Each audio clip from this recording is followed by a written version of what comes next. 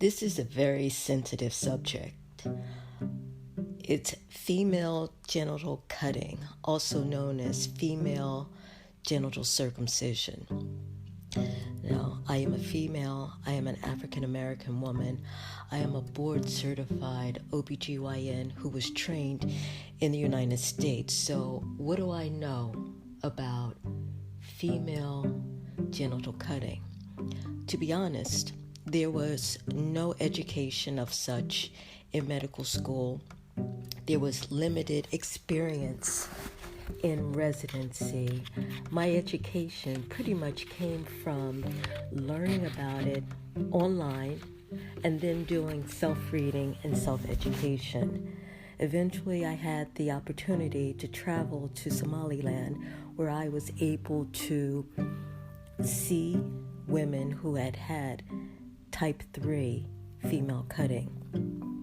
And more recently, I've spoken with other women and I've been in contact with women to discuss this experience. The latest experience was past November with the Voices to End Female Genital Cutting Storytelling Workshop. And there I was impressed by the women who told their stories which had happened decades ago, but there was palpable pain and real tears in the room as they related the trauma, not just the physical trauma, but the emotional and mental trauma associated with female cutting. And then there was the silence, because they all told the story that after it had been done, no one talked about it.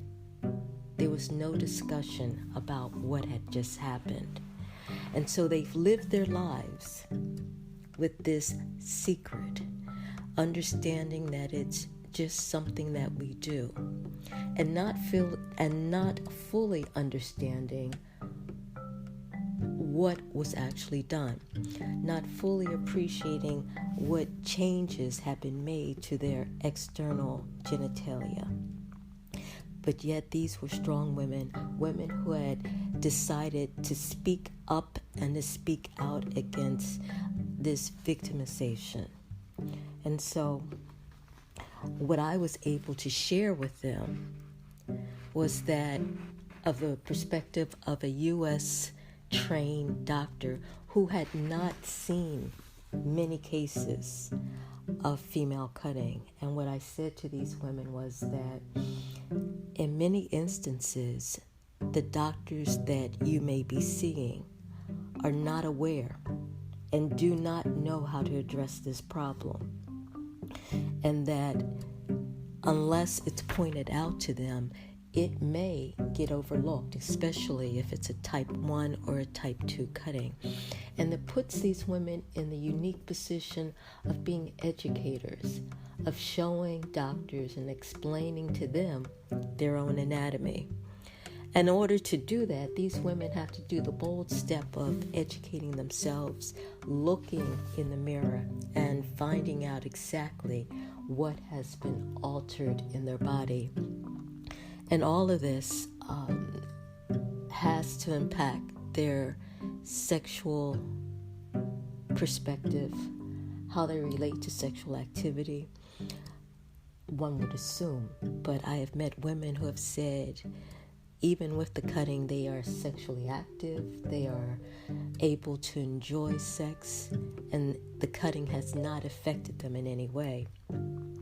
And I know as a gynecologist that I see women all the time who have not had cutting, who have a multitude of sexual problems and difficulties. And so understanding that female sexuality and female perception of themselves is not just based on external genitalia, but it's also based on how we feel about ourselves and how we think about ourselves. And sexuality and sex appeal and the ability to enjoy sex may be possible for all women with education and compassion. I have been humbled by the strength displayed by these women, and I believe that female genital cutting needs to stop. It serves no purpose at all. If you're with me and these women, help to make other women aware of female genital cutting. Help us to realize that it's not necessary.